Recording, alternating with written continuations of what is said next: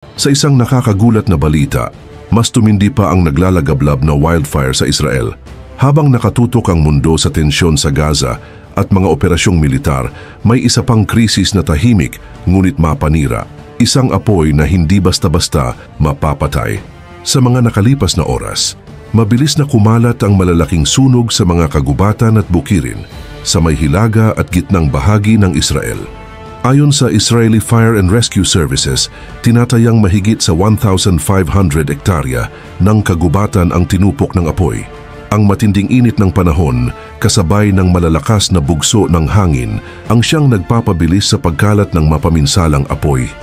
Sa ilang lugar halos wala nang natitirang lunti ang bahagi, abo at makapal na usok na lang ang makikita, kung saan libu-libong residente ang napilitang lumikas sa kanilang mga tahanan. Bitbit ang kanilang mahahalagang gamit habang nababalot ng takot sa rumaragasang dilubyo na walang sinasanto at handang lamunin ang lahat ng humarang sa landas nito. Pero habang nagliliyab ang kalikasan, may mas mabigat na tanong na sumisiklab sa isipan ng marami. Normal ba talaga ang wildfire na ito? O sinadya ito para saktan ang mga Hudyo at guluhin sila sa gitna ng kaguluhan sa Gaza at West Bank? Nagsimula ang sunog ilang araw lang matapos ang sunod-sunod na tensyon sa Southern Israel. Naunang naiulat sa northern regions sa mga kilalang Jewish communities ang matinding apoy. Ayon sa ilang lokal na ulat at witness accounts, may mga lugar kung saan halos sabay-sabay ang simula ng apoy sa magkakalayong taniman at kagubatan na parang coordinated. Ang ilang eksperto ay nagsabing hindi malabong arson ang sanhi. At ang Israeli Police Shin Bet IDF ay kasalukuyang nag-iimbestiga sa posibilidad ng eco-terrorism, isang uri ng paninira gamit ang kalikasan para makapaghasik ng kaguluhan. Kung sinadya nga ito, sino ang posibleng may pakana?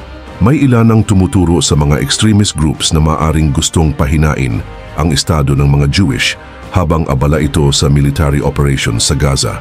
May mga nagsasabi rin na internal sabotage ito para makalikha ng panic at magdulot ng disorganized response. Ang iba naman ay naniniwalang distraction lang ito para i-divert ang resources ng gobyerno. Sa ganitong klase ng sunog, hindi lang kalikasan ang nasisira, kundi kabilang na rin ang strategic resources at moral ng komunidad ang naaapektuhan. Karamihan sa mga apektado ay mga Jewish farming communities at kibbutzim. May ilan ang nawalan ng bahay, hayop at kabuhayan. Para sa kanila, hindi lang ito sunog. Ito ay tila isang atake sa mismong puso ng kanilang pamumuhay at pagkakakilanlan. Ang trauma ng pagkawala, paglikas at mawala ng tiwala sa seguridad ng sarili mong bayan ay sapat para sumiklab ang takot, galit at paghihiganti. Subalit, hindi pa klaro kung ito ay gawa ng kalikasan o gawa ng tao. Pero isa lang ang malinaw, sa gitna ng tensyon sa Israel, kahit ang apoy ay nagiging sandata. Ngayon ikaw na ang humusga.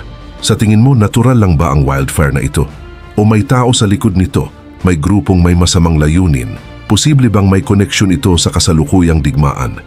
Comment mo yan sa ibaba at babasahin natin yan isa-isa.